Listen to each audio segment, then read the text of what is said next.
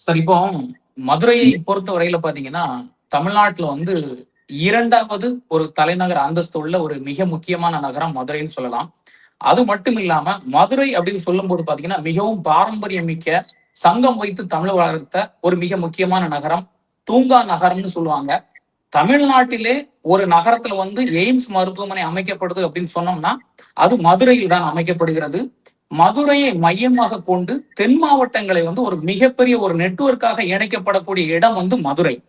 இப்ப இந்த மதுரைக்குரிய மெட்ரோ ப்ரொபோசல்ல பாத்துக்கிட்டீங்கன்னா, திருமங்கலத்தில் இருந்து தொடங்கி திருப்பரங்குன்றம், அடுத்து பாத்தீங்கன்னா தோப்பூர் என்று அழைக்கப்படக்கூடிய மதுரை எய்ம்ஸ் பக்கத்துல தோப்பூர்னு அழைக்கப்படக்கூடிய அந்த இடத்துல உள்ள ஒரு ரயில் நிலையம். அடுத்து பாத்தீங்கன்னா மதுரையோட மிக முக்கியமான சந்திப்பு ரயில் நிலையம். அடுத்து பாத்தீங்கன்னா மதுரை மீனாட்சி அம்மன் கோயில், அப்புறம் சீமக்கல், கோரிப்பாளையம், அடுத்து மிக முக்கிய பேருந்து நிலையமாக இருக்கக்கூடிய மாட்டுத்தாவணி பேருந்து நிலையம். அடுத்து தமிழகத்திலேயே ஒரு உயர் நீதிமன்ற கிளை இருக்கக்கூடிய ஒரு இடமாக இருக்கக்கூடிய மதுரை உயர் நீதிமன்ற கிளை. அடுத்து பாத்தீங்கன்னா ஒத்தக்கடையில போய் முடியுது. இதுதான் மதுரையோட ப்ரொபோசல். 32 கிலோமீட்டர் நீளம். இப்ப இதுல வந்து ரீசன்ஸ் ஃபார் ரிஜெக்ஷன் அப்படின்னு சொல்லும்போது பாத்தீங்கன்னா, இவங்க ரிப்போர்ட்ல என்ன சொல்ல வர்றாங்கன்னா, பயணிகள் வந்து தோராயமா ஒரு 7.5 கிலோமீட்டர் நீளத்துக்கு தான் பயணிக்கிறாங்க அப்படின்ற ஒரு டேட்டா ஒண்ணு எடுத்திருக்கிறாங்க. அது எந்த வகையில அந்த எதை பேஸ் பண்ணி 7.5 கிலோமீட்டர் தான் டிராவல் பண்றாங்க, ஆவரேஜ் டிராவல் அப்படின்றத எடுத்திருக்காங்கன்னு தெரியல.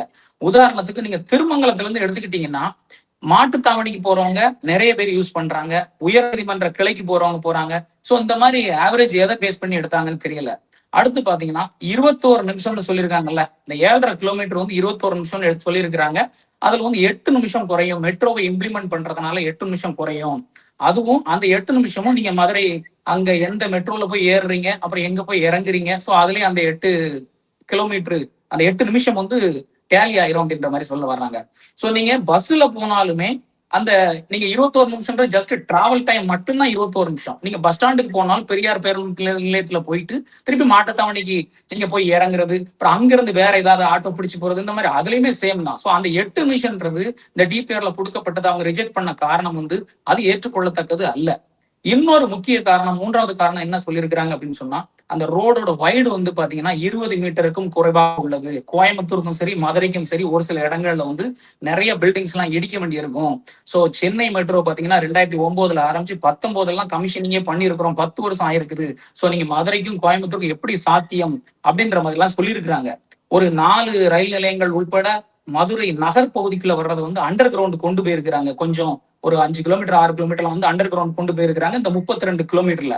சோ இதுல வந்து என்ன பொறுத்த வரையில இது வந்து பொலிட்டிக்கலா வந்து யாரும் இது திமுகவோ அதிமுகவோ அவங்க வந்து பொலிட்டிக்கல்ல தமிழ்நாட்டுல வந்து இன்னொரு மெட்ரோ வந்து நமக்கு வந்து பிரஸ்டீஜ் கொடுக்கும் அப்படின்ற இதெல்லாம் கிடையவே கிடையாது.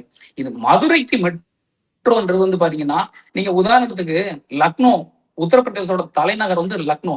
நீங்க அந்த சிட்டி எடுத்துக்கிட்டீங்கன்னா 1 மணி நேரத்துல அதோட வடக்கு தெற்கு பகுதியில இருந்து வடக்கு பகுதிக்கு போயிடலாம். திருநெல்வேலி மாதிரியான ஒரு நகரம் தான் லக்னோ. கிட்டத்தட்ட 3 ஆண்டுகள் நான் அங்க பணியாற்றி இருக்கிறேன். சோ அவ்வளவு மக்கள் நெருக்கடியோ, இல்ல அவ்வளவு தொழிற்சாலைகளோ, அவ்வளவு பெரிய விஷயங்களோ, ஆன்மீக நகரோ அதெல்லாம் கிடையாது அங்க பாத்தீங்கன்னா.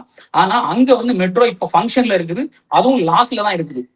கான்பூர், ஆக்ரா, ஜெய்ப்பூர், கொச்சின், நாக்பூர், அகமதாபாத் இவங்க எல்லாமே லாஸ்ட்ல தான் இருக்குது இந்த மெட்ரோ எல்லாமே.